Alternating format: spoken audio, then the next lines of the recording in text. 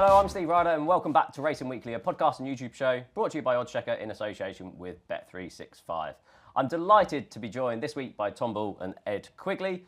We'll have a look back at the weekend action that's just been, and then we'll concentrate on the 3 days at the Aintree Festival. Ed, I'm going to come to you first. Grand National memories, performances to note, and what is your record like in the race? Right, there's a lot to cover there, isn't there, in a short space of time. But yeah, good to see you both. First proper memory would be party politics. The alarm bells are going slightly for Mr. Frisk as well, but the early 90s was where it really got going for me. Garrison Savannah, absolutely downing tools in the closing stages. Seagram, that kind of era, absolutely loved. Mini Homer. In answer, the last Grand National winner I backed was Neptune Collonges. Yeah. So obviously I've got a very good strike rate of 0 from 10. I'm on the cold tipsters list coming into this year's renewal, but look, the early 90s for myself was I used to name all my toy cars after the different horses in the Grand National and play it out like that. But, good fun. Really enjoyed the meeting.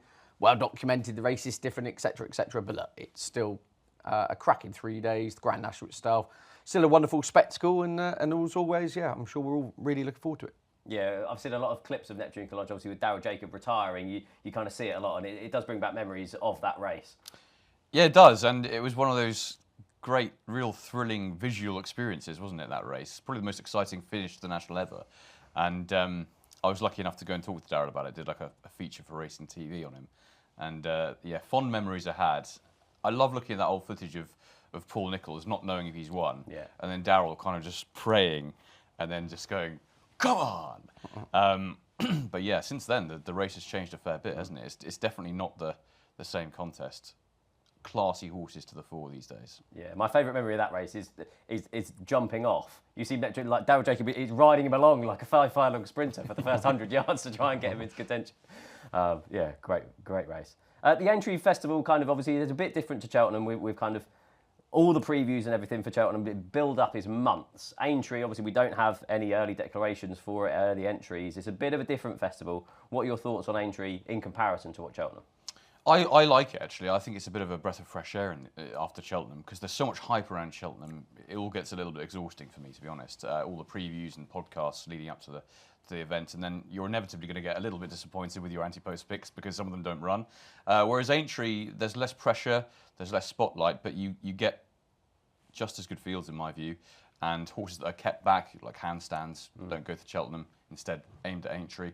And I think we saw last year, it was a cracking renewal of the festival. I think this year looks equally as good. A shame a couple of big names won't be going, but at the same time, I think the fields are pretty strong. Yeah, 13 of the previous winners of the 21 races last year skipped Cheltenham, so obviously it's closer this year than what it was last year, so we'll see how that goes. But before we get into the jumps action, we'll quickly look back at the flat action in Racing Recap.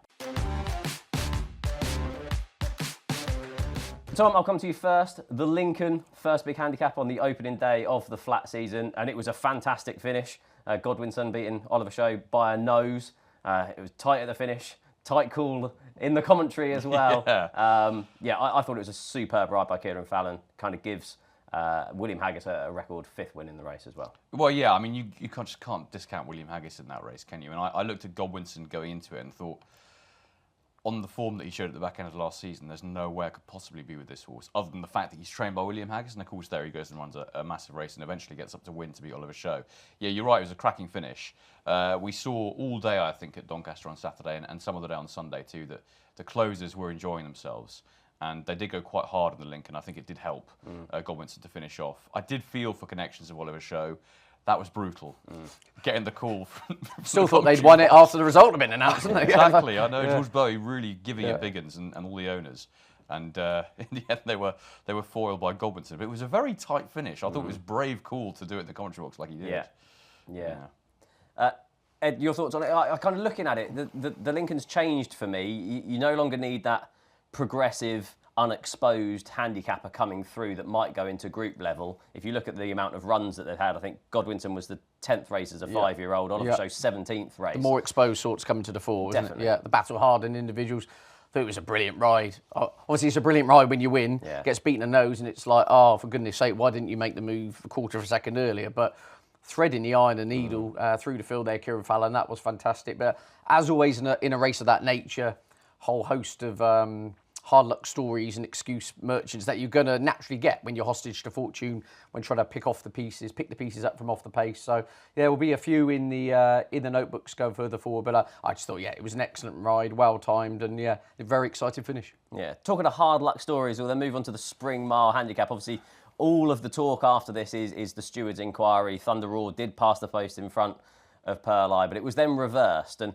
what's your thoughts on the race as a whole and of the decision of the stewards to reverse it? Yeah, indeed. I suppose it's, as always, when given the proximity of the result, naturally, under our rules, there's always going to be alarm bells going off in those closing stages. Again, that was another race where we've spoken about hostage for fortune and carnage in running. And Pearl Eye literally had everything went wrong, didn't it? In that race, that could have gone wrong.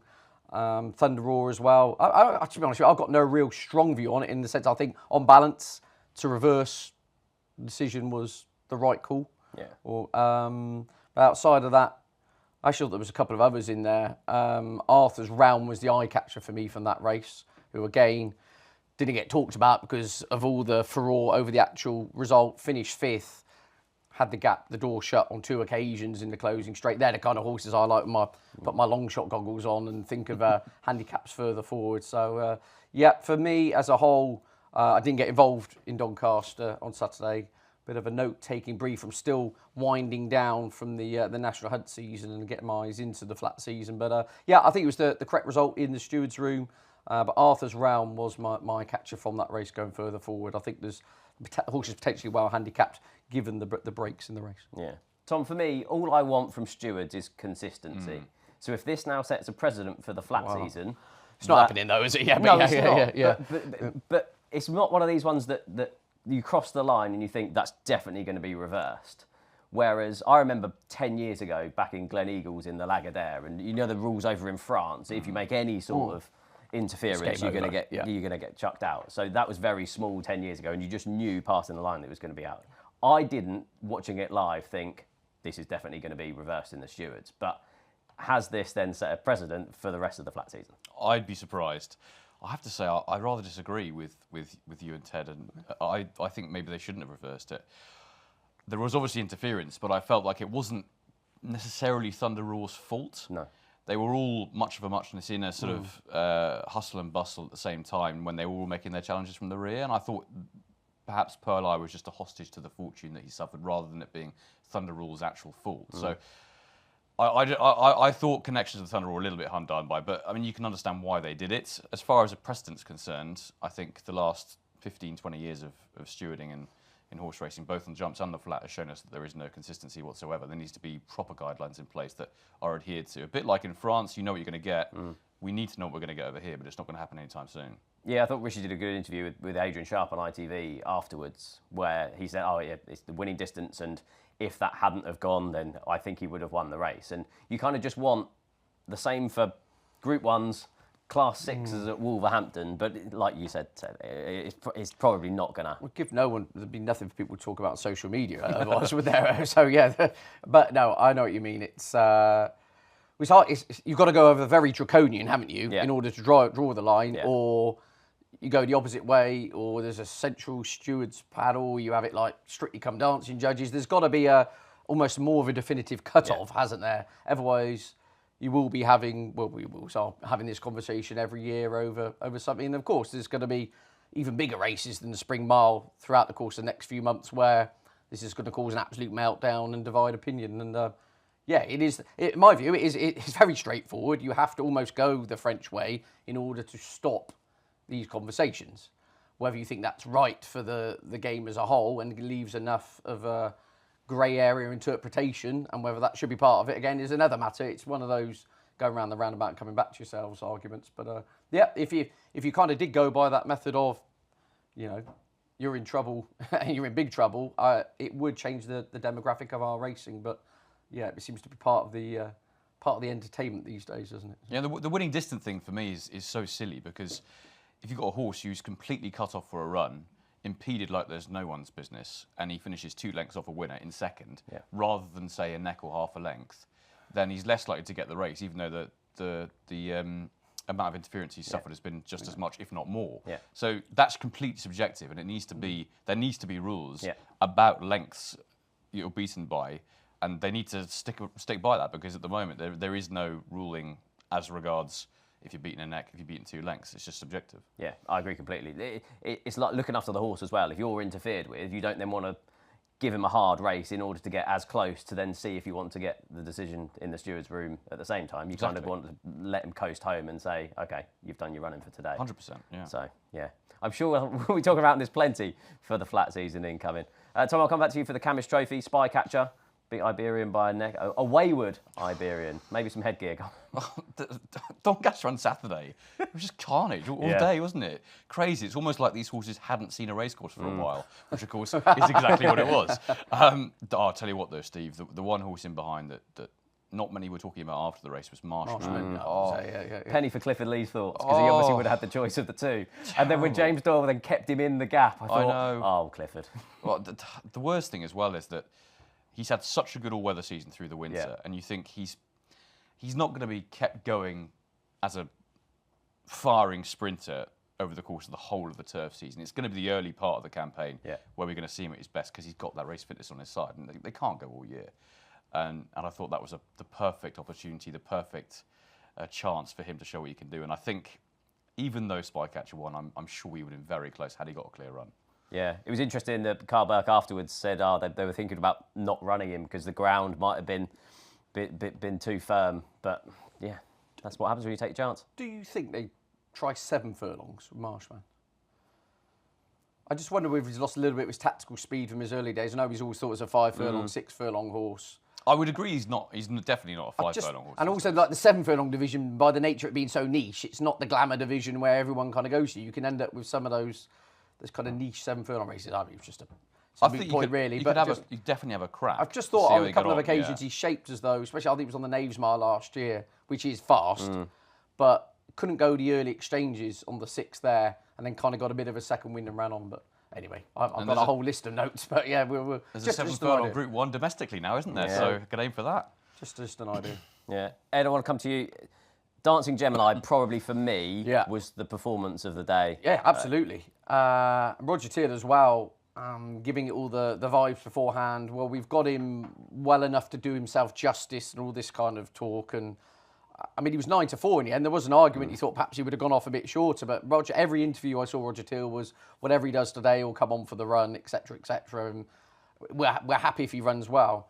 That was nice, wasn't it? I mean, the lock-inge clearly the kind of go-to, and yeah, exciting horse. Just interested Roger Teal's insight more than mine. Doesn't want extremes of ground. Wouldn't want heavy, and he says he wouldn't actually want it proper rattling either. He said he really enjoyed the surface, and well, look, if that's him at Dancing Gemini 80%, then we've got fun going further forward, haven't we? But yeah, that clearly was the taking performance naturally in that listed company. Up to Group 1 level next time out, it sounds like, and go from there. Yeah, Charing did this, didn't he? Won this, went bet 365 mile at Sandown, and then on to the lock-in. So it'll be interesting to see. I mean, it's hard to believe that this horse ran in the Derby, isn't it? I've shown that turn of foot over a mile on good ground. Yeah, and it sounds as though they're going to go Sandown route and then the lock-in. I tell you what, I reckon Roger Teal is rubbing his hands with glee, because the mile division this year doesn't look that strong. Rosalian aside, but he's coming back from injury. Yeah. We don't know how good he's going to be. Dancing Gemini, if that was 80% performance, as you say, he could have a proper go in these mile races. Diego Velasquez could be the Aidan O'Brien contender coming over this year. You wouldn't be scared of him, though, would you? Wouldn't be scared of him at all. I mean, I know he won a Group 2 at the end of last season in decent fashion. Yeah. It was a Group 2. Those in behind weren't that strong. And then perhaps the likes of Factor Cheval from France. But I mean, you couldn't be worried about anything. No. Dancing Gemini, I think, has thrown his hat in the ring big time there. He was on the bridle a furlong from home. You don't do that unless you're very smart in that race. No. And yeah, I thought it was extremely taking. Yeah. I'll come back to you for kind of anything else over the weekend. I know there was some smart action in Ireland, particularly on Sunday. I like Delacroix. I think he'll have quite a big say in the Derby later on. We had Norman's K obviously win the Brocklesby, Ammo and Richard Hannon combining again to win that race. Anything that kind of took your eye? Yeah, Sunday's action was great. I really enjoyed it in Ireland, and it was nice to see some of Aidan's 3-year-olds coming out, see what they can do.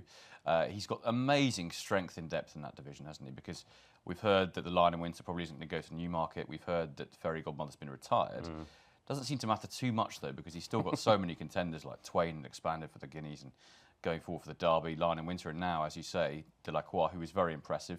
I thought Henri Matisse did very well in the Red Rocks. It was a performance of significant note, I think, because he just looked as though he kind of just forgotten how to race in a way. The winter had been by, and he was off the bridle early and was just kind of getting back into the zone of things. But as soon as he really found what he was doing, he finished off really strongly. The one that I loved actually on the day was Swelter in the Guineas trial. I thought that was a really good performance. She was back over 7. She won her debut last year over a mile, and she had enough speed over 7 coming back this time off the back of, I think, 215-day break. So the fact that she was able to do that off that hefty hiatus and then win as impressively as she did, beating some highly touted fillies, I think is very encouraging, stepping back up to a mile. And I think she's entered in the Irish Guineas. I think she'll be very hard to beat in that. Yeah, I think there's 8-1 kind of knocking around for the Irish 1,000 guineas for Swelter. Yeah, no, I like that performance. Another one that I really like was Tarima, impressive debut winner. What a pedigree as well. That family is just amazing, isn't it? So it'll be interesting to see how high up they then step over. It wouldn't be unlike Dermot Weld to kind of go the softly approach, but yeah, and I think with her as well in that maiden, I was with George Baker in the studio actually that day, and he was immediately got the sectionals up on the finishing speed, and he said there was 109% finishing speed from Tarima because they went no pace early. So the fact that she managed to do that from last, quickening up past all her rivals on debut was very encouraging. Got a bump lead in the stalls as well. Then had to wait for it was a huge performance. Anything for you? Ascot Jumps Card Sunday. Yeah. Joe Davis's Benvoy. Absolutely been sprouting wings since encountering a bit of spring ground, this horse. Won nicely at Huntingdon off 100, came there off 107. Got well backed in as if the £7 rising weights wouldn't be an issue, and it wasn't. Gavin Sheehan oozing confidence all the way around. Horse pinged off what looked a pretty competitive race in there. I mean, you had the likes of Sauvignon who didn't run a race and others of note, but has absolutely annihilated the mark of 107 hard held. It'd be interesting where they go now. It's clearly a horse they could have some fun with over the summer. I know it was running during the early part of the winter, if you like. It was given a break deliberately to avoid bad winter ground, and it'd be fascinating to see what the assessor does here. But I think there could be interesting how they plot this horse, because I'd imagine they're going to get up towards 120 soon. And whether they throw the hat in one of the nice summer prizes over hurdles or not, there's definitely a horse to keep on side there, because the horse was so far ahead of a mark of 107, it was laughable. And Benvoy for me, probably a horse who won emphatically, but hasn't really been mentioned a lot really. And the ease in which it was done suggests to me they might tilt it windmills and say Joe Davis, big smile on her face in the pre-ring afterwards. Lovely. Just one final one from me is more of a training performance than a horse's performance, and that's Ian Donoghue and what he's done with Dunboyne. Always seemed to kind of lose his way for Gordon Elliott. Two runs, 2 wins, including an Ulster National at Downpatrick on Sunday. I just thought a fantastic training performance to get him back from where he was. I thought it was that Dunboyne battling back I see before. I know. Do you remember? He'd cruise up, he'd go odds on in running 2 out, and then would pull up before the last fence. Extraordinary. He's just an unbelievable horse. So for them to sweeten him up with that stable switch, I just thought was really, really impressive. Right, it's nearly time for the Grand National. That brings to an end the racing recap. Before we get into our Aintree preview, just to let you know that our sponsor Bet365 have a best odds guaranteed offer. It's available on every single UK and Irish race from 8 AM on the day of the race. If you take a price and the SP is bigger, Bet365 will pay you out at the bigger odds. Full terms and conditions can be found on the website. Right, enough talking. We're now into the Grand National. We're going to talk through some of the main contenders and then get a 1, 2, 3 from both of the judges on my left and right. Tom, I'm going to come to you first. I want your number 1 for the Grand National to start, please. Intense Raffles is my number 1 for the Grand National. Irish Grand National winner last year, of course. Now, my main drawback with him coming into this race was I'd like a little bit of juice in the ground for him. His best form has come on soft or heavy ground. And I was a little bit perturbed about it, and I thought that is the only thing that's kind of holding me back from being really positive about his chance. And then I heard an interview with Tom Gibney earlier in the week, and he was completely unflustered and unworried. I know it's a very trainer thing to do, but he said that the going's going to be absolutely fine for him. At the moment, it's good to soft. And he's got the exact kind of profile I love going into this race. I think he's really classy. He's got a beautiful racing weight. He stays the trip, and that second last time out, I thought was a lovely prep for it. I think he's got all the hallmarks of a horse who could win the Aintree race, and I think he could easily be competitive in it for the next 2 or 3 years. He's only 7, and he brings a lightly raced profile to it, and he's a very good jumper. I think he's very solid. Yeah, the record of 7-year-olds in the race isn't great. That would be another slight, yeah. But you have got 7-year-olds this year who are towards the head of the market. And I do Roko think as well, yeah. and the race has completely changed. Well, that's it. Some of the trends that you look back on for the last 40 years or so, most of them you can kind of discount. I think it's that lack of experience in the past that's Yeah. caught 7-year-olds out. But now the fences are easier. It's more of a speed test. I think it's actually in their favour to an extent. Yeah, definitely. Ed, your number 1? Hewick. Yep. King George winner, a class horse. You'd think the horse was 15, but he's not. He's 10. Again, he ticks the stamina box. Yeah, I mean, he's got all sorts of... well, he's won over 2.6, hasn't he? But won over 3.5 on 2 occasions. Stays all day, and he's not your typical King George winner in the sense of a Banbridge, you know, where it was kind of, will he get 3 miles? Gavin Sheehan famously said, and he said, if it wasn't the King George, I would have pulled him up. But it was just his stamina, his metal, which kept him in it. Crucially, the weather gods look like they're going to fall right for the team for once, aren't they? 16, 17 degrees. Obviously, it's going to be heavily watered ground, but still, it's heavily watered good ground as opposed to winter ground, which is drying back. I think he's going to have everything in his favour. You wouldn't ever say he was an electric jumper of a fence, but you don't need to these days. No. Especially after the first circuit, where you've got a load of hurdles to get to navigate, haven't you? So I think he's got an absolutely belty chance. He's got a lot of class. Agree with Tom's earlier point now that the folklore days of the kind of the 100-to-1 plodder who could cause an upset, I think are long gone. Not worried about the trend as well of the weight bias. It used to be, didn't it? You started to see alarm bells of anything carrying more than 11.5, 11.6. I'm not too worried about that angle anymore. And I think everything, if you were going to design conditions and a race right for Hewick, this is his opportunity, really. And we've spoken about Gavin Sheehan riding out of his skin. I think there's a lot of boxes ticked here and a lot of experience. He's Grade 1 winner and lovely little prep run over hurdles as well, which ended up being more than a prep run, didn't it, in the sense of the manner in which he went about it. So, yeah, all about the ground for him. Obviously, if this... Michael Fish has done the weather and something goes horribly wrong and suddenly rain does arrive out of nowhere in 4 or 5 days' time, I would not have him on my mind whatsoever. But as things stand, yeah, I'd be disappointed if Hewitt wasn't in the, your top 5 getting around, put it that way. Yeah, it wouldn't be bad, would it? Gavin Sheehan ridden the horse twice. He'd win a King George and then a Grand National. And he's still chasing down 100 winners, isn't he, Gavin Yeah. Sheehan? I think he's got another 7 to go, hasn't he, to reach that feat. So, yeah, absolutely. But, yeah, clearly a good rapport between horse and rider. And, I think he's got a good chance. I really like Intense Raffles. The only thing I'm worried about is the ground, Tom, just because he likes to dominate. He likes to get on with things in a funny kind of way. I wonder whether he'd be quick enough to lay up for the first 2 or 3, given he likes to go off often in these heavy field events, kind of dictate matters. They're going to go absolute adrenaline pumping down over the first 2 or 3. If he lost his posse and got in behind, that would be my only concern.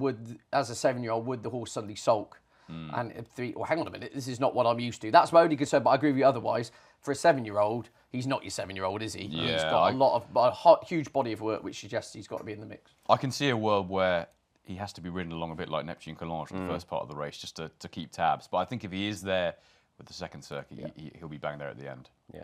And I'll stick with you for your number 2 pick, please. Yeah, tricky one this. I've gone Can Do Kid for number 2. I think he's the best jumper in the race, but jumping is his ace, isn't it? That's his ace in the pack. And sound like a bitter old man here. And I'm not that old, and I'm not that bitter. But he is a horse who would have been really suited by 25, 30 years ago. Yeah. He would be, his XG in footballing terms would have been gaining at the fences, wouldn't it? He is a superb jumper. We saw that in the Topham last year. when outpaced and staying on, he was absolutely winging some of those obstacles. I think his jumping will keep him in it. I think the ground will be fine. He'll stay. My gut feel is there something better handicapped in here? This is why I can't quite work out whether to put him in my kind of top 5. I think he's such a good jumper. He's been trained for the race as well. Maybe I'll put him 3rd, but he's definitely on my shortlist Can Do Kid. I just think he's a lovely jumper. I don't think he's particularly well handicapped, but I think everything is right for him to run a big race. And as I said, if he can avoid a bit of trouble, he does take lengths out of his opposition over his fences by and large. So, yeah, we get a little bit carnage in behind. Hopefully he can lay up with the pace and ping away. So, Can Do Kid for Nichols. Harry Cobden, obviously would have had the choice of the 5, the quintet. And he's on board. And, I think he'll run a really solid race from an each-way perspective, put it that way. Yep. Tom, number 2 for you? Number 2 would be Vanillier. Yep. Second in the race a couple of years ago behind Korak Rambler. That was a run in which I think he could have got closer. Obviously, Korak Rambler was a bit of a handicap blot in the race, but he ran a mighty race to finish second. And he's been in the doldrums for a long time until blinkers were applied this season, and he's been a bit like Lazarus, risen again with the headgear on. 18-length winner at Punchestown when the blinkers were first applied. That was in February. And then Sean Flanagan had a brain fart and went the wrong way at Cheltenham in the cross-country. It's quite funny, actually, that, because I watched the race with my dad, and I said to Dad beforehand, this is a tricky course to navigate. And Dad was like, I don't know how they do it. And I said, but the great thing is that because it's the Cheltenham Festival, these jockeys will have done loads of prep and they would have made sure they know exactly where they're going. And then, lo and behold, it was like 4 fences in that he went the wrong way. But I thought he ran a mighty race in the circumstances to finish 3rd, given the fact that what happened early in the race, he was 1st, then he was suddenly last, and had to come and finish 3rd in the end. He's got the stamina for it. The blinkers have clearly helped him, and I think for mark 147 down at number 28, I think he's got a big each-way shout. Yeah, I agree. Yeah, I think Keith Donoghue saved a few blushes there because he was directly behind and kind of guided a lot of them away from it. I think you could have had a kind of Garchon Petra type scenario where they all took the wrong course if he then would have been kind of further back in the field. Absolutely right, yeah. Yeah, which would be interesting. Stick with you for your number 3? My number 3, well, I'll probably get a few pelters from this online, I imagine, but 66 to 1 shot, at least it was when I last looked, 3 under 3.5, one of the Nichols battalion in the race. I don't think he's probably good enough to win this, but I'd be surprised he wasn't good enough or able enough to get an each-way squeak in the first 4 or 5. He's come back to form a little bit this season. His 2 runs at Ascot have been pretty strong in handicap company. Both times been beaten by Victorino, last time on nose. But he stays really well over that 3-mile trip. He stays 3 mile 2. We saw that at Cheltenham at the back end of 2023 in December when he was beaten by a then in-form Broadway boy. We know what's happened to him since then. But at the time, it was a very kind of up-and-coming, upwardly mobile Broadway boy. And I think the ground is going to be perfect for him. He likes kind of good to soft ground. He'll get that. I think the step up in trip might well bring a little bit more from him, and he's a good jumper too. So Nichols has booked Harry Skelton, which actually, given the fact that Skelton's had such a great season, his confidence is flowing through his veins, I think is a positive as well. And although he might not be the best handicapped in the race at 153, he has come down the weights. So I think he's a 66 to 1 shot. He's definitely not a forlorn player by any means. Yeah, he looked like he should stay, should like the ground, jumps well. So yeah. I think he's quite solid. Yeah, so do I. Yeah. I think, 66 to 1 with Bet365 currently. It looks a big price. Ed, finally, your number 3? Beauport is going to be the 3rd choice here. I think has unfairly been labelled as a kind of red marauder mudlark, whilst clearly he acts very well in those winter conditions. He's got form on spring, we'll call it spring round. I mean, when he won the Berkshire National, it was officially good ground. Now, the rain had started to arrive and the time suggests it was a bit slow, but it was no worse than good to soft. And he absolutely annihilated them, didn't he? I mean, he's a really good jumper. This notion that he must have it really deep, I don't buy. Where it would help him is that it would inconvenience others in here, perhaps more than him. But I think he's just a bit forgotten in the market as a whole, really. I mean, he ticks the stamina box. He will not be found wanting for stamina. I just thought he was overpriced, essentially, for a horse. He'll jump, he'll stay. There'll be plenty of water on the ground. I think it should be perfect for him. And I thought, yeah, he is definitely the forgotten horse of the race. There are a few, if there are question marks over a few flaky stayers in here, you couldn't apply that sentiment to him. So I thought Beauport at a price would definitely go in my top 3.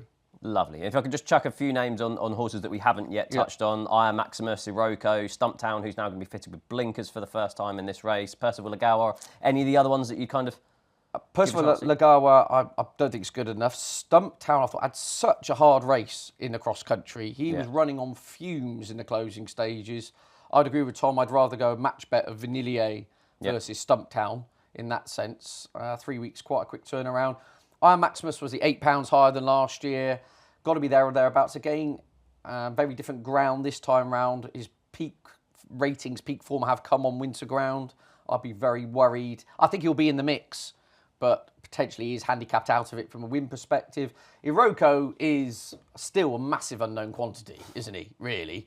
As much as we could pretend he is. I mean, it's like part of me thinks he could absolutely dot up in this, but then if I look at it, block out emotion, will he stay? Is he well handicapped? Is he a good enough jumper? Except you start going through it and you think, yeah, for 50 to 1 bogey, you'd have a chance, don't you? But it's like he's a massive unknown. He could easily, especially if you look at his Grade 1 form from last year in the novice ranks, the I know your way you're thinking, angle, etc. If you take that on face value, he could easily have a few pounds up his sleeve.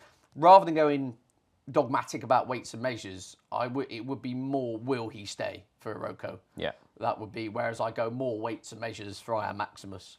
But yeah, I think, so I had Vanilla 6, I had Iron Maximus 5, Iroko 4, Beauport 3, Can Do Kid 2, and Hewitt 1. So not getting greedy, but that was my top 6. Yeah, Iron Maximus, you can see running well. The likes of like Don't Push It, Ballard Briggs, they come back the year after, and they're just too high. To defy 167 yeah. On ground, which I think perhaps quicker than ideal, just on balance, not for me from a win perspective. Yeah. So top 3 for the lads, it'll be Hewitt 10 to 1 for Ed, Can Do Kid 20 to 1, and Beauport at 33 to 1.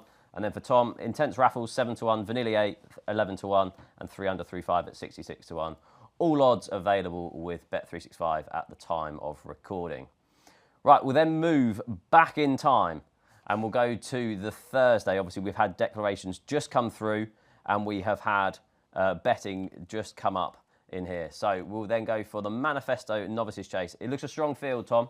The main contenders have been declared. You've got Imperi Pass leading the market at 5 to 2, joint favourite with Django Bay, who obviously pulled it out of the fire in the Arkle at the Cheltenham Festival. Croke Park, who deliberately missed the Cheltenham Festival, comes here 3 to 1. Gidley Park has been declared for this rather than the 2 mile trip at 6 to 1, and then it's 14 to 1 bar. Who do you like in this? It's a great race, isn't it? Really good race. And to start the whole meeting as well. 4 great ones in a row. Yeah. That's why Aintree's so great. I know that Ed had a very successful Cheltenham with Django Bay, so I'm sure we'll come to that in a minute. But yeah, it looks a really good race. I'm quite pleased they've put a bit of headgear on Imperi Pass actually after last time out. I thought he didn't look interested at all at Leopardstown. I think he's the one to beat. Yeah. Won Aintree last year, and I think he's the classiest horse in the race for me. He's had a nice break. Didn't go to Cheltenham. This is always the target. And I think he brings upside still over fences. Hasn't had too many starts just yet. And first-time cheap pieces, hopefully they'll work for him. Django Bay, for all that he was last guy success at Cheltenham, it was a fairly tough race in the end, wasn't it? I mean, he was working pretty hard at the end of that. I think the step-up and trip's going to be fine for him, though. He looked like he wanted it all day, and he stays that far anyway. So that would be great for him. Looking forward to seeing Rubo as well. Yeah. I think he's a little bit underrated, and I love the way that he proved himself as a real tough contender last time. We all thought he was a bit soft, didn't we? And then he went and was game as anything last time out. So, they were Stoward outs, weren't they? Stoward decks over 2.5 miles, and he's pushed along about a mile in. I was like, hang on a minute, this wasn't on the card. Absolutely. So that was great to see. Gidley Park, another one horse that I've been a fan of for a long time. He's had his problems this season. That would be my slight worry coming into the race.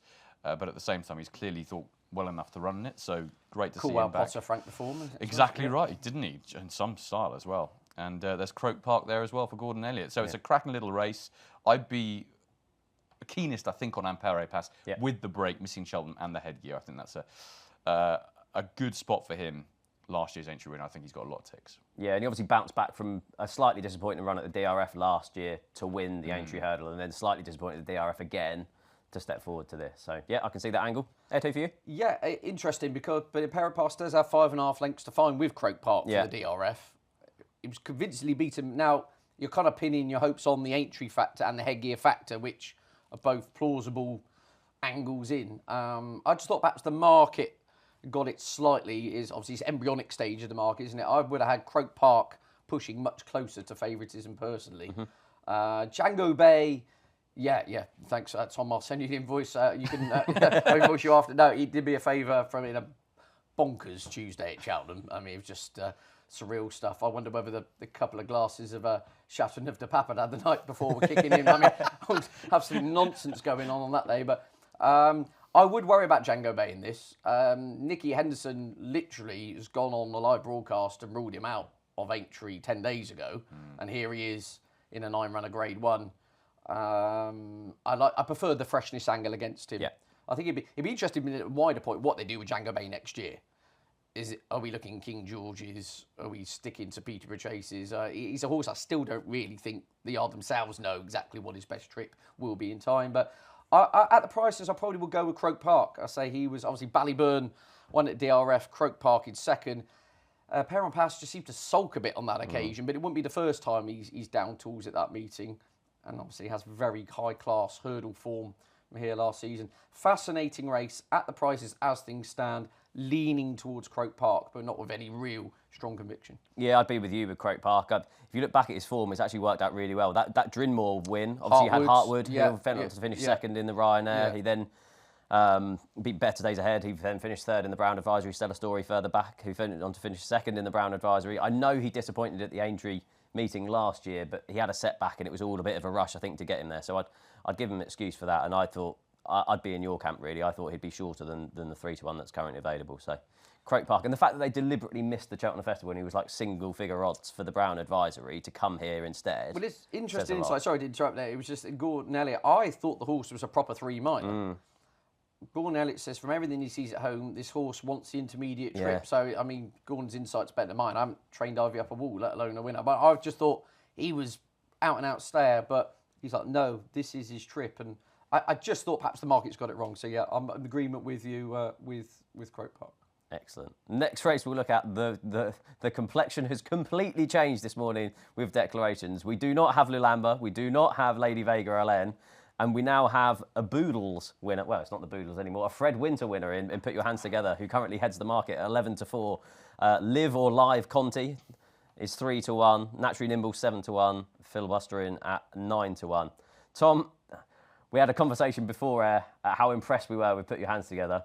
I wasn't expected to be sat here at 11:22 on a Tuesday with him at 11-4 for this race. Do you know what? I feel like a bit of a punctured balloon. Just come on, so deflated. Because I really fancied Put Your Hands Together for this race, even with Lulamba and Lady Vega LN in there. And now, obviously, he's the market leader and it's not so shrewd. I do think he's got a massive chance. I was so impressed with him in that race at Cheltenham. I thought he was just brilliant. I mean, he was obviously a handicap blot of 130. And he cruised up on the bridle, beating 22 rivals as he liked. Along with Factor File, arguably the most impressive winner of the week. And he's now up to 141, which puts him bang there on ratings. Good ground, I think, is key to him. Good to soft ground. I think that's what he wants. He was a very good horse on the flat on good ground. We didn't get to see the best of him, I don't think, because he went over hurdles. But at the end of his flat career, he was rated 84 on good ground. That gives him a little bit more manoeuvrability, I think, for his mark over hurdles still. And given the way he won at Cheltenham, hardly had a race there, did he? I think coming into this, he's got a massive shout. And as you say, the race has weakened because of Lulamba and Lady Vega LN coming out. Doesn't look particularly strong now. And I think he's got a good chance. The other one I quite like it to run a decent race each way is Filibustering for Harry Derham. I don't think he's putting him in there. He's putting him in there just at a long shot. I think he quite likes him, and he's a decent flat horse, but I think he's going to improve over hurdles, and I think he'll try and go from the front. And it might be a little bit hard to catch, but I think a couple of them will catch him, including Put Your Hands Together. But I think he'll run well. Yeah, won well on hurdling debut in kind of a smaller sort of race, and the same could be said around Live Conti as well. Obviously, 9s on, I think, at Wetherby when he won, but he looked a horse full of potential, and connections are talking him up as well. Yeah, absolutely. They avoided the temptation of the Triumph Hurdle, coming here fresh. It's a weird kind of race, isn't it, really? If you look at Put Your Hands Together and what he's actually achieved, officially on official ratings, that was, what, a £13 career best. Live Conti, has won an absolute nothing race and is 3-1 here. But again, it's how much is potential factored in 3-1. Mambo number 5, I don't know what price we were on Mambo number 5. 9-1. 9-1. That would probably be the each way play for me here for the Ben Pauling team against those two. I think the right favourite is Tom's Selection, the Fred Winter winner. Live Conti, just too short again. I'm disagreeing with the market. Mambo number 5 bounced back from a terrible run with soft ground. Everything went wrong at Cheltenham on trials day. Much tighter track, speed orientated race at Kempton. I thought he looked really good. A Ben Pauling team continue in good form. Again, probably has to take a step forward in order to beat Put Your Hands Together, but is entitled to do so. I think the scenario will be right. So as an each way alternative, yeah, Mambo number 5 to hit the frame. But if you ask me, I think Put Your Hands Together should be favourite. Live Conti at 11-4, 3-1. Even if he wins 10 lengths, that's just I couldn't part with my cash at that price. No, proven form rather than potential then. Nice to see as well, Harry Fry and Brian Ellison going for the Willie Mullins approach of running their horses first time up in a Grade 1 in a Juvenile Hurdle. They've seen Willie do it, they think they can do it. How many people are going to be doing that next year at the Triumph unless they change the rules? It'll be interesting, won't it? We'll then have a look at the bowl. Grey Dawning has obviously skipped the Cheltenham Festival in order to come here fresh. He heads the market at 5-2. Spallan's Tower we haven't seen since the King George, 11-4. Ahoy Senor, the enigmatic Ahoy Senor, 5-1. Gaelic Warrior, didn't think we'd be seeing him over 3 miles. Is currently 5-1. And then Stage Star, who again missed the Cheltenham Festival, is currently 8-1.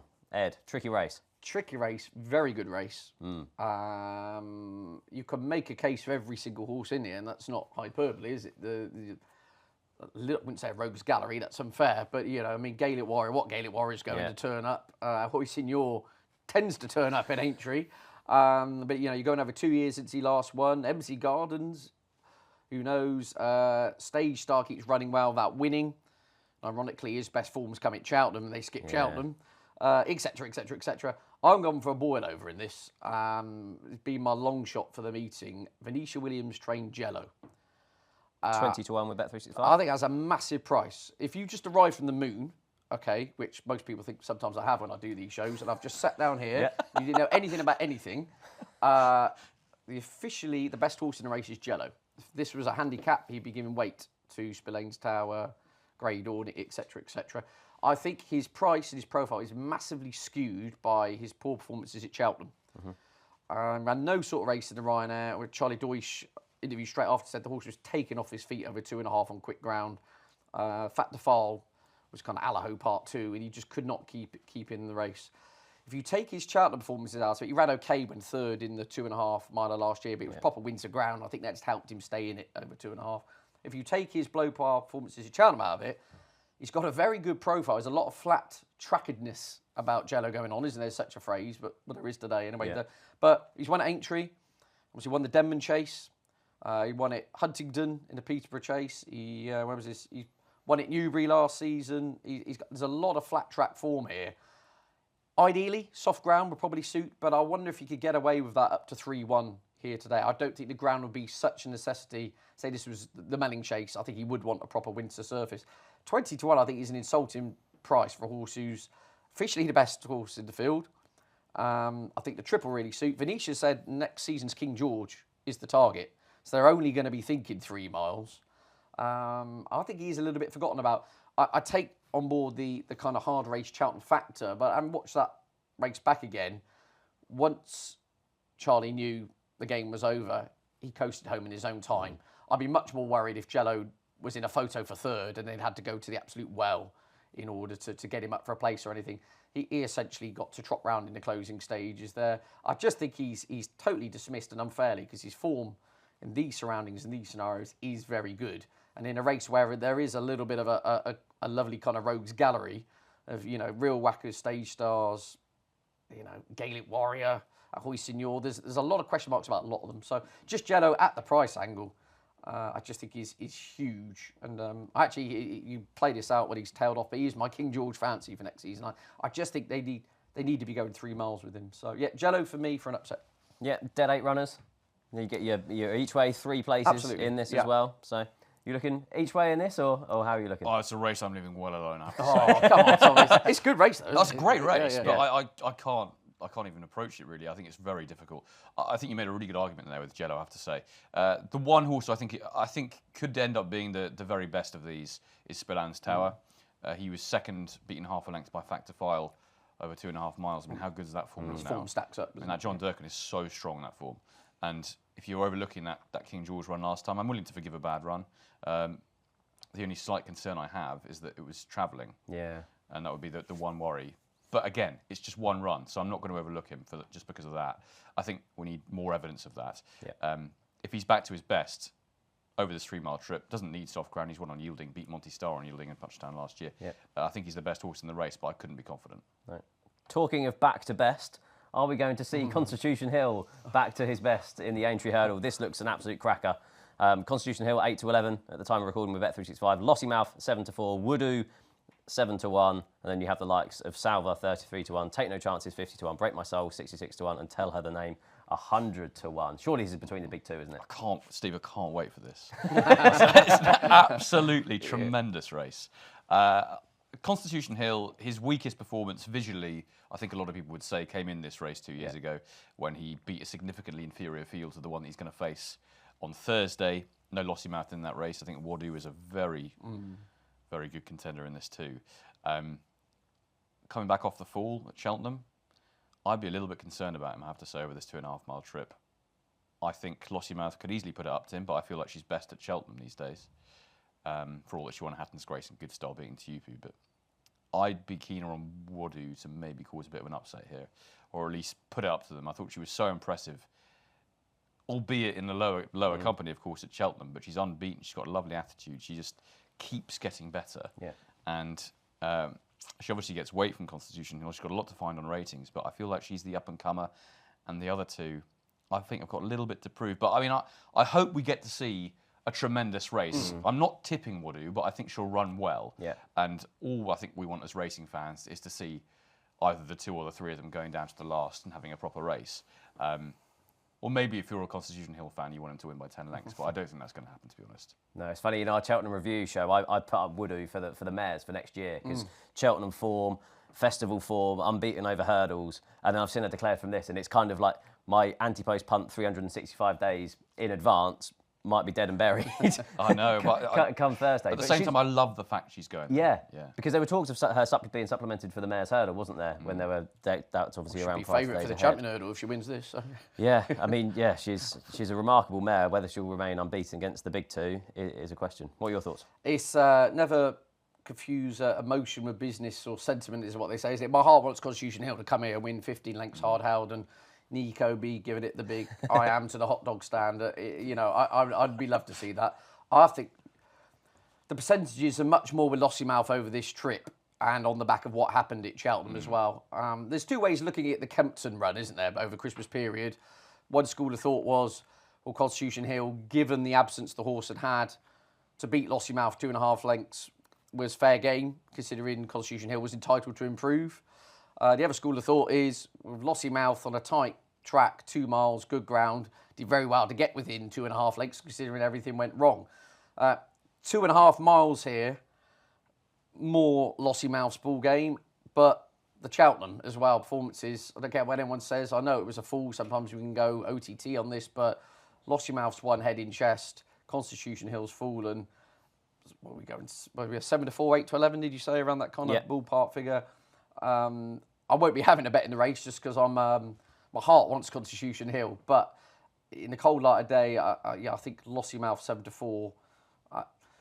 I think they may end up closer in the betting near the off than they are presently, would be the way I'd view it. So I'd be leaning towards Lossiemouth. Yeah, it's always funny, isn't it? Like Nicky Henderson and Willie Mullins are both geniuses, just genius trainers. Yeah. But their approach to training horses after a fall has been completely different. Yeah. Lossiemouth has just schooled like normal after she fell a heavy fall at the DRF. And yet now Constitution Hill is doing schooling without anyone on his back. He's jumped 60 hurdles the other day. And you kind of look at the alternative training programmes, and we'll see how Constitution Hill jumps come Thursday afternoon. I love Lossiemouth. Right. I would have been with her in the Champion Hurdle if she'd have won. If she'd have ran, sorry. And obviously in hindsight, she probably would have won that day. I think 2.5 miles is her trip. But like Tom, I think Cheltenham's her track. She's now 4 from 4 there. Yeah. And whether coming to Aintree kind of levels the playing field is a question mark. But yeah, I absolutely love Lossiemouth. And I also like Wadu. So I'll probably, on the day, be looking to either lay Constitution Hill and have the 2 mares running for me, or have a look at a couple of little match bets. Right. The thing is, you might be right. This could easily come a little bit too soon for Wadu. Yeah. And next year will be the time to catch her in Grade 1 company. I thought Gordon Elliott would do the Gordon Elliott approach and find a nice introduction. That down roll, is it the WKD hurdle? November, and go there and then step up and then give a break for Cheltenham. But no, it's gung ho, isn't it? Well, she wins this. She's Chapman Hurdle favourite next year, isn't she? Oh God, don't say that. I'll be sat there with my mare's hurdle ticket on the Tuesday. Do you think there's a school of thought as well as that Gordon Elliott's thought to himself, well, I can put Woody in here and save brighter days ahead for Punchestown because he has that much faith in Woody running a good race. There's a possibility that is his thinking. Yeah, definitely.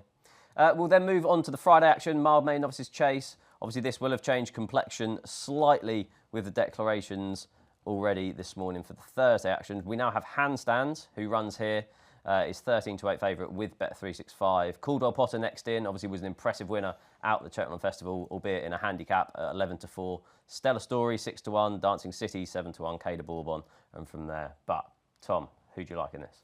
Well, I'm looking forward to seeing Caldwell Potter again. Yeah. He was great to watch, wasn't he? He jumped so beautifully. His jumps index was one of the highest at Cheltenham during the festival, and he was very swift and fluent over his fences. Wasn't it something ridiculous, like he gained 16 lengths? Oh, it's extraordinary. Yeah, I mean, race IQ, I think, almost imploded when... Nearly as much as it for Marge was jumping down. Yeah, exactly, yeah. But yeah, it was great to watch. Obviously, he steps up in trip here, and he retains a huge amount of potential, doesn't he, in what we saw over hurdles. And what I loved about him last time is that he completely bamboozled everyone, didn't he? Because he went from the front on decent ground and won easily. And that's not what I thought he needed, or what I think plenty of others thought. 2 miles heavy ground. Exactly. Was the talk at the start of the season, wasn't it? Yeah, absolutely right. But it was great to see. I'm looking forward to see him again. And I think he's got a very good chance here if he's just as good over the 3-mile trip. There's a few in here I think are interesting runners. Handstands, I'm surprised. Actually, they've gone this route rather than the 2.5-mile route. I think he would have been better suited myself to 2.5 miles than 3. But clearly Ben Pauling's keen to come here. Again, another that misses Cheltenham. Comes here a fresh horse. His form has worked out very well, hasn't it? A Sandown, that's for sure. Beat the Arkle winner narrowly. And again, he retains loads of potential. The one that I'm looking forward to seeing most, though, actually, and I think fair play to her for running her, I should say, is Don't Rightly Know, actually. She's obviously got a lot to find on what she's done so far, but she's an exceptionally good jumper. Yeah. And she's improved no end since going chasing. If this wasn't Polly Gundry at the helm, and it was Willie Mullins or Nikki Henderson, then she'd be half that price. I think she's around about 14-1 for this. Something like that. Yeah, 12. 12-1. I think she'd be about 6-7-1. Yeah. And given the fact that she jumps so well and she travels nicely, and she tends to go from the front, I don't think she needs to. No. If Caldwell Potter decides to do that, and there are a couple of others in there, I see Maitan's got an entry, not entirely sure what he's going to do, but if he's in there, he'll probably try and go from the front. Yeah. Then she might have to drop in, but I don't think that's going to be a problem. And I think around about 12-1 is a decent each way price about her for the fact that she comes here fresh as well, gets the weight allowance. And although she's not got as much upside in terms of age, she's 10 years old. Most of these are either 6, 7 or 8. She's banging form. She's unbeaten over fences so far against her own sex.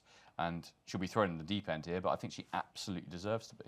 Yeah, definitely. Yeah, change of jockey. Obviously, Harry Cobden Road obviously will be riding Caldwell Potter. I think they've got Charlie Deutsch. But I think that's great for her because he's perfect for a jumper like that. Yeah, definitely. You touch on Martown, it'd be fascinating if he comes here. Obviously, he has the handicap entry or could miss the meeting on the hold. I like backing horses that have won, for example, the Ultima as a novice. I remember Holywell did it and then went on to win this. I backed Chianti Classico when he won the Ultima and then came here. And I was a bit disappointed with him on the day, but then you look back at the form of that, and I think he had, I know the way you're thinking, obviously won the race, who then obviously won a Gold Cup. You then had Hartwood, I think, in there, then finished, second in a Ryanair. Rocco was in there as well. So, yeah, I think horses coming from that Ultima as a novice and stepping up to Grade 1 company is good. He's currently 10-1, but I wouldn't recommend backing him anti-post just in case he does go. Well, you say, logically off 1-4-2, you would have thought the handicap route would be the way to go. And I spoke to Peter Scudamore 2 days ago, so they were probably thinking of not running at all because I think it's going to be a late call. Yeah, fascinating race. I agree with a lot of what Tom said here.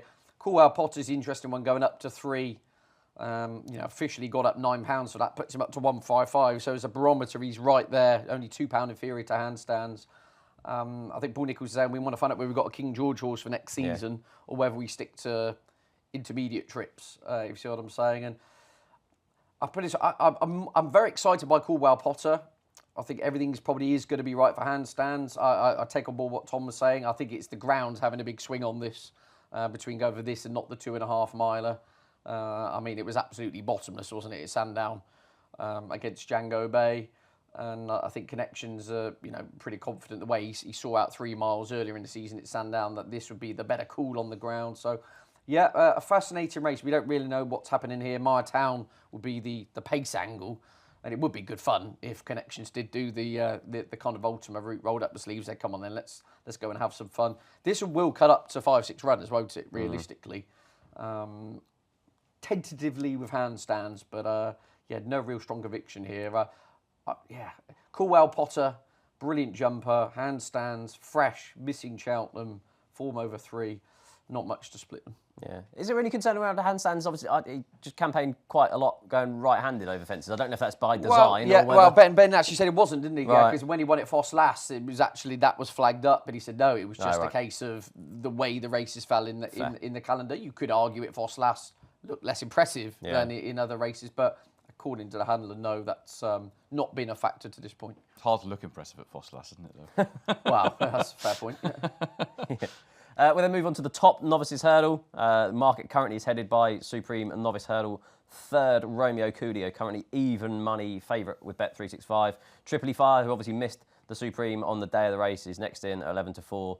Then you've got the likes of Salvatore Mundi, Diva Luna, Gaucher in there as well. Ed? Yeah, funny stuff. The quote from Jack Kennedy after Romeo Coolio was beaten was the horse needs 2.5 on that ground. Travel well, but he said when the tempo lifted, just didn't have the gear to go with them, and then kind of got a little bit of a second wind and stayed on again into third. This is a race that I could see silly things happening here. Tripoli Flyer, noticeably right-handed. It kept to last time out. I suppose you wouldn't say the old course at Cheltenham was tight, arguably tighter than Aintree, but still a speed-orientated, flat left-handed track. I'm not sure is what Tripoli Flyer really wants. Salvador Mundi end up winning the Ebor or something. And this horse is absolutely a box of frogs. I just think, there could be something silly in here. I haven't quite got round to what it is yet. Diva Luna showed a lot of toe on the front end at Cheltenham. And I thought, considering how free she raced, especially coming down the hill, she was still pulling to an extent as they free-wheel down the hill in the Mayor's Novices. For her to still be pitching in there at the business end of proceedings, I thought you could almost upgrade it given how she over-raced. She's got winning form at Aintree, obviously from her bumper days. Again, you don't quite know. You don't know how much Cheltenham took out of her. But I think the protagonists are there to be got at, shall we say. I wouldn't want to be taking, was it even money, Romeo Coolio there or thereabouts. Tripoli Fly, I'm not sure the track's right. Salvador Mundi, I couldn't back the counterfeit. For all that, the horse clearly has innate ability. So, Diva Luna each way will be the play for me. I think I know the horse has won at Cheltenham, but I think this scenario, again, might be absolutely spot on for her. Yeah, currently 13-2. Justified Ben Pauling's big chat pre-Cheltenham because she was a big price. And then tumbled on the day. She ran, Sandown, the day she ran at Sandown, was beating it 1-4. I mean, she was just like a rotivator, wasn't it? She was just going around on the spot, wheels were spinning. The ground had dried back for Cheltenham. She ran really well. And there was juice in the ground when she won her bumper. But I just, again, nervousness about the protagonists here at very short prices. Yes, collateral form. Romeo Coolio, third to Kopek de Board, and William Money is different parish to what a few of these have achieved in here. But Diva Luna for me each way. Yep. Tom, taking on the short price favourite? Yeah, I'm going to. I have to say, I think of all the Grade 1s we've got this week, I think it's probably the weakest. We haven't obviously got Kopek de Board, who's the star in the division. And I think that it's not the strongest race in the world. Tripoli Fly bled last time. Kempton, it's just not what I like to see. I know that he won, but it's not a great portend for me going into races like this. Romeo Coolio sets the standard. Salvatore Mundi, a bit like Ed was saying, you just don't know what you're going to get. Diva Luna, I completely agree with. I'm actually going to chuck a couple of quid at a big price horse here. Charisma. Yep. 33-1 with it. Yeah. very, very smart in France in National Hunt flat races, and dined at the top table in that sphere. Third on her debut when she was too keen in the first time hood. That is a slight concern, but she hadn't run for a while. It was her first start for Nikki Henderson. She finished behind Jubilee Alpha. Get the feeling there's loads more to come from her. I think she needed it. And she actually travelled really well for the most part. Looked like she was going to play a hand at the finish and just got a little bit tired. I think that would have brought her on nicely for this. She's entered up at Fairyhouse later on in the season in Grade 1 company in that 2.5 mile mares race. They clearly think that she can stay that far, which is good because given she was a little bit keen last time, suggests to me they haven't got too many concerns about that. And in a race where I don't think there's a huge amount of standouts, I think around about, she's about 33 to 1, is she? I think that's a decent price because I think she could easily run into an each way place or even better. She had the entry in the Mares Novices, didn't they? She did, and yeah. I think Nikki Henderson's quote would say that the race would fry her brain at that stage of her career.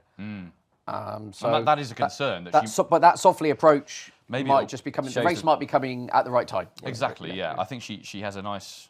It's a nice each way price there, and of course Nico de Boinville is on for Nikki Henderson. It's a combination that probably shouldn't be that price. So, charisma for me each way in that. I think Romeo Culier is probably the one to beat, but charisma each way. Yeah. Nikki Henderson, Nico de Boinville, JP McManus leads me nicely on to John Bon in the Melling Chase. Are you going to forgive him his Champion Chase defeat?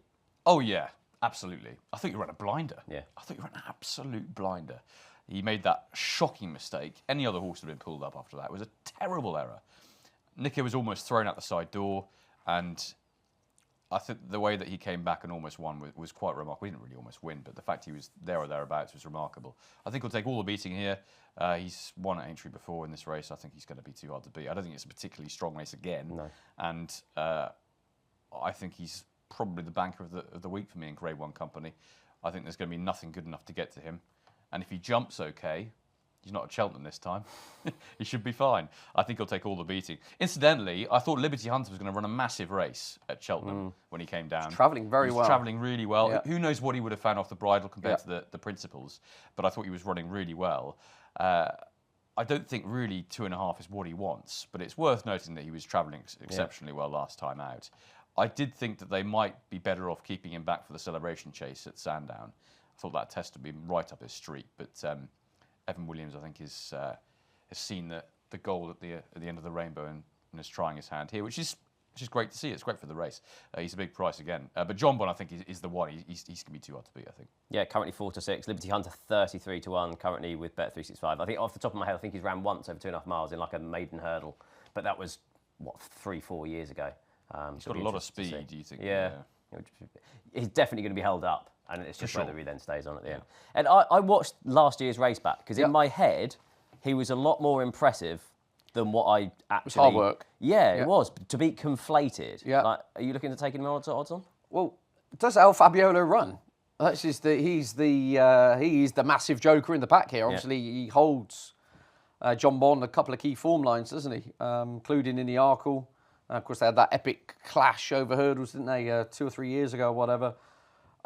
Again, if Al Fabiolo Asterix was running, and I knew he was running, I'd chance my arm with him over 2.5. Yeah. He's jumping, obviously came unstuck in last year's Champion Chase.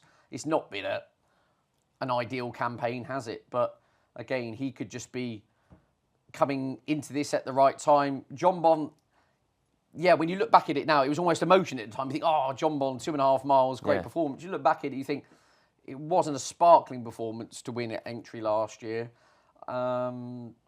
Nico had to kind of really go through the gears to try and pick up the pieces in the Champion Chase only 3 weeks ago. How much is still left in the tank? That's a good point, to be fair. Al Fabiolo, if he runs, I'm with here. I think his obviously his raw ability he's shown is superior to John Bon on occasions. Now you could say perhaps at Cheltenham, John Bon's been beaten 4 times there. Perhaps that's not his track, etc., etc. But and Al Fabiolo, the recent body of form hasn't been sparkling, has it? But all things considered, it's a little bit of the Impere passes from last year, isn't it? Kind of rhyming here, the fresh horse, 2.5 I think will suit. And I hope he runs, and I hope he gets back to his best, because it'd be great to see him. He was poor last time, wasn't he? He was bad. He was bad. It's more, is John Bon coming into this, rather than I'm mad about Al Fabiolo, because the point being, I think it's going to be John Bon, Hartwood, Alfabiolo, Protectorat. The ground's probably got to be too lively for Protectorat, hasn't it? And then you're into Liberty Hunter. So this is a 5-runner race. I'm Alfabiolo with a run. Oh no, it's not much help, but he clearly is the horse who could. He's head and shoulders above the rest of them in there in terms of serving it up to John Bull. Yeah, tricky puzzle. Another tricky puzzle is the oddschecker Sefton Novices Hurdle, currently 5-1 the field with Bet365. Calafé and Vol heads the market. I took him on last time in the Sydney Banks over 2 mile, 3.5 furlongs. He was pushed along. I thought I had him beaten. I was on Jack's Junior that day and just stayed on really powerfully. You'd think the step up to 3 miles would really suit him. Yeah, absolutely. You say visual perspective is going to be absolutely spot on. Not a race with a strong view on here. You can have absolute boilovers in this, can't we, in the past? Yeah. So Hoyson, you're 66 to 1, wasn't he? Yeah, absolutely. And I mean, a couple of others going back through the I was looking at last night. So, yeah, race I'm sitting out. Calave on Vol, though, I agree with your point there, Steve. 3 miles looks the natural progression, and it was stamina which won him the day at Huntingdon. Yeah, and that form behind the New Lion doesn't look too bad after the Turners at the Cheltenham Festival either. Mr. Megget is a horse that I really like, but obviously has had a setback. Only comes here after 1 hurdles run. You'd think that he's going to be a really nice novice chaser next year, but I would slightly worry about him here on his second start over hurdles. I would too, and I've heard on the grapevine he's had his breathing issues as well, which is partly why I think he's not been seen that much. So that'd be a slight concern. However, I think he's got all the talent in the world. Oh, yeah. He's a proper horse. Yeah. And I hope that he gets a clear run of things next year. That would be great. And hopefully he runs really well here. Yeah. It's a race that I've got a fairly strong view on, actually. And there are 2 in here that I like at prices. Well, I say prices. One's 8-1, around about that price. A Battleborn Lad for Jamie Hamilton, Mark Wolford. I thought he was really impressive at Haydock in the Prestige. And he beat Moon Rocket 5.5 lengths, who'd impressed me before that. And he did it really easily. And he showed so much stamina coming home in front that day. Come on, give me the line. If he was trained by Nicky Henderson or Willie I've already used that once. But it's true. Yeah, it was... all his starts before that have been over 2 miles or 2 miles 1, and then suddenly stepped up to 3 miles half a furlong. He showed an abundance of stamina, which I think is going to stand him in really good stead here. And front runners in this race have got a tremendous record in recent years. Apple Away, Ahoy Senor, Jolino Bello was prominent, Santini. They pretty much all led, or were in the front too in the race. So he's likely to be forward. And I think he might take some catching. So he's one of my selections in the race. And the other one that I like is Familiar Dreams, if she does go here. Cornelius contender. She is another one who's pretty unexposed over staying trips. But it was almost this trip at Limerick last time in Mayor's Company that she won over 2 miles, 6.5 furlongs. And she showed a really good turn of foot, I thought. And what was a competitive enough race. This is a completely different ball game. But she comes in here getting a bit of weight, of course, being a mare, and stepping up in trip again. I think she looked like she just wants a proper, thorough, searching test of stamina. So those are my 2 against the field in that race, in what could be, I think, pretty open. Definitely. I had intended to go for the Mersey Novices Hurdle, but the complexion of that race has completely changed. The Lambert obviously not being declared for the Juvenile is now 4-6 for this race. I would have question marks on whether he'd run over this 2.5 miles. So the fact that Romeo Coolio and the likes have multiple entries, but I'm going to skip that and come back to the lads at the end unless they have a really strong opinion in the race, and go straight onto the Liverpool Hurdle, which again, slight doubts around contenders. Tiupu heads the market at 15-8. Whether he'll come here or wait for Punchestown, Tom, is obviously is up for debate. Kitsbourne wasn't declared for the Aintree Hurdle. I assume that now means comes here 4-1 next in. Home by the Lee, poor old Home by the Lee, obviously unseated. In the Stayers Hurdle when hampered, the Woolpark 6-1. Competitive race, strong leader. Can he do it again? Well, I think you've got to start with him, haven't you? Because he won the race last year. I mean, huge price. Yeah, he's a big price, isn't he? Yeah, And currently 8-1 with Bet365. there are a couple of races this week that I'm not really inclined to touch with the barge pole, and this is one of them. Yeah. Just because I don't really know who's going to run. Yeah. Tiupu beaten fair and square, wasn't he, at Cheltenham? And I know that he probably would have liked softer ground, but it's going to be the same again if he runs here. Yeah. Strong leader, I think. Yeah, I think he's probably the one again, isn't he? A couple in there who could run well. I think Jimmy DeSoy, if he goes here. He was obviously a winner at Cheltenham. Kitsbourne, as you say, very unexposed profile, done nothing wrong so far and everything right. And the Woolpark, again, had a tough race at Cheltenham. So I think it does leave the road open for a horse coming here fresh, a horse who's done it before. Strong leader, obviously, has been campaigning for this race the entire season. Yeah.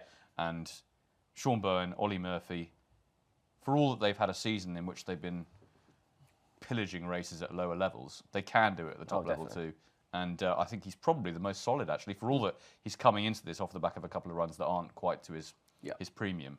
But if he runs to the level he did last year, I think he'll probably win. Yeah, Ed, I wasn't expecting to scroll down 5 horses in order to get to strong leader in the betting. I think it's a wrong price. Yeah. Totally. I totally disagree with the market. There's the jello factor going on here, the flat trackedness. A horse who he underperforms at Cheltenham, and that has skewed a lot of his, what's he been there 5 times or whatever? He's never performed at Cheltenham. Yeah, now you can straight away alarm bell that and say, ran deplorably at Ascot, didn't he, before Christmas, where his win went, had the win surgery since. But form figures at Aintree, 1-2-1, including this race last year, has avoided Cheltenham.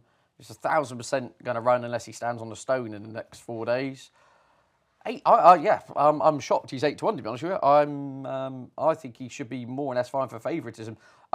To Hoopu, I would massively worry about a flat track round here, quick ground, hard race at Cheltenham Festival. I mean, that was another crazy day. A 10-year-old who never won over 3 miles comes and does to Hoopu. Like, in the same silks. Yeah, fantastic, wasn't it? But yeah, I don't think he'll run, actually. I think he might well. Well, exactly. Yeah. In which case, then the 8-1's going to be Greek mythology, because that is not going to be there for much longer. I really do think, totally disagree with the market. Strong leader each way in a race which will cut up to single figures is a stonking price, I think. Yeah, I think I might know what's coming for best bets of the meeting later on. And I'll open the floor to you just for anything else, the likes of the Fox Hunters, the bumpers, the handicaps. There's a couple of long shots I've got in here. One, I think Gar Law, back over fences in the Topham, is a big price.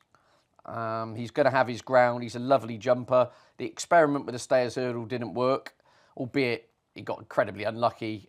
He got whipped round at the start, missed the kick for a horse he likes to bowl along, and then Crambo fell, brought down home by the Lee, and he got wiped out in the bumper cart scenario. So, but he's much happier back in this scenario here. Good jumper. I think he can run well at a price. Yeah. I don't think he's got much in hand over the assessor, but again, I think front running, jumping, good ground, he'll be in the mix. Yeah. It's 20 to 1 with Bet 20 to 1, I think that's perfectly fair. I'm going to the Saturday, the handicap hurdle over 3 miles. I have quite a nice fancy in here.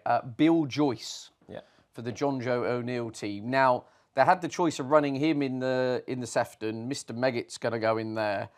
They clearly think off 1-3. Well, they either don't think he's Grade 1 horse, which, in fairness, he doesn't need to be off 1-3-6 in a handicap, or they think he's well treated off 1-3-6 in a handicap regardless.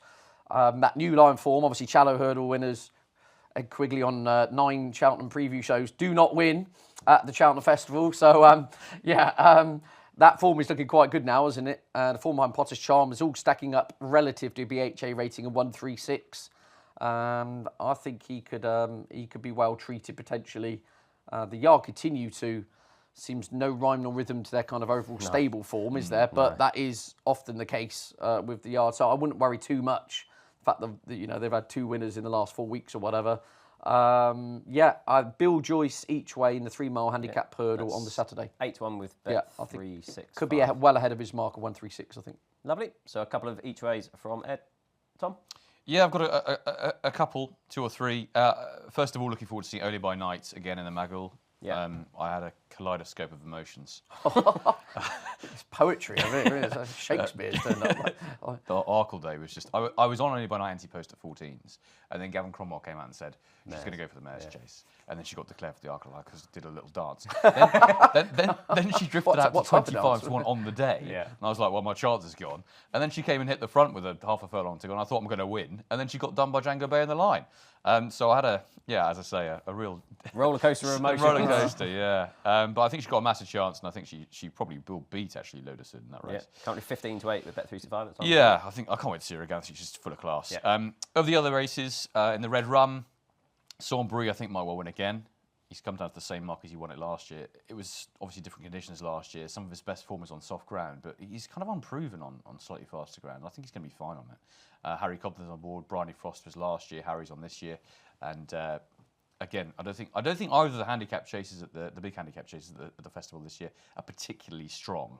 And the 2.5 mile handicap hurdle, I quite like the chance of Hellenwein. If he gets in, it's going to be touch and go at the moment. If he gets in or not, he's around about on the cusp of the weights. But his chasing campaign has been oh so disappointing this season, given the amount of talent he has. I thought when he finished second to Telepathique on his chasing debut at Warwick, he was going to go and really do great things in this sphere, but he doesn't really look like he enjoys it that much. Quite pleased he's dropping back to hurdles now and stepping up to 2.5 miles for the first time. Might just find it a little bit easier, get into more of a rhythm, and potentially that's what he wants now. Of course, he won the EBF final at Sandown last year over hurdles. A couple of others in the Topham. Fantastic Lady, going to take on Ed. Second in the race in 2023. It was only 6th last year, but £2 lower, and I think good ground is what she wants. So she's going to have her conditions. And she actually beat Garlaw good ground at Sandown, so not that I'm saying she'll do it again, but I think she's got a good chance. She's got a big price around about 20-25 to 1 as well. And finally, a couple more actually. In the Mersey Honesty Policy, been bought by JP McManus recently. I think he's got a very good chance. He did so well to win last time and got no run.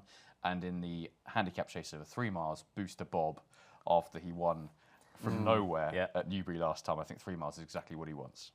Excellent. Just for reference, Helen Wine is 44-0 to 1 for that handicap hurdle. He'll be doing more than a a kaleidoscope of dances after that.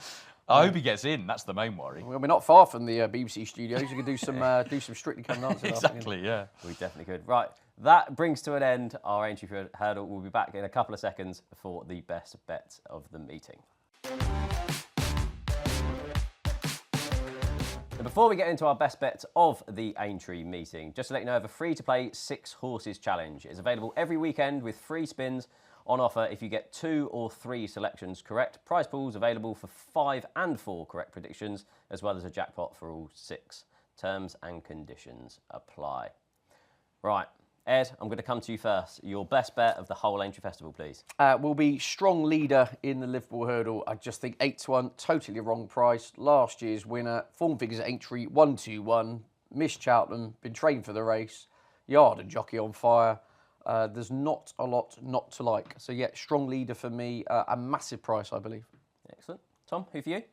I'm going to go with Put Your Hands Together. I know he's not quite as big a price, but I think he'll win that race. I was very keen on him before Lulamba came out, and Lady Vega Redland, I think he'd be too good. Excellent. And I'm going for the enigma that is Ahoy Senor in the bowl. Form figures at Aintree reads 1-1-3-2-2-3. 2 years ago, finished second behind Shiskin. Last year, finished a close second behind Jerry Colomb. There is not a Shiskin or a Jerry Colomb in this race this year. There are doubts around those towards the head of the market. Now, obviously, falling in the Gold Cup isn't an ideal preparation for this, but he actually did the same thing 2 years ago, fell in the Gold Cup, and then came and ran really well here. Yes, he jumped right-handed in the Gold Cup, but actually I thought he made a better shape over his fences that day. I'd much prefer him than Grey Dawning, who obviously was below form at this meeting last season, albeit that he'd ran at Cheltenham prior. And I thought around 5 to 1, Ahoy Senor in the bowl.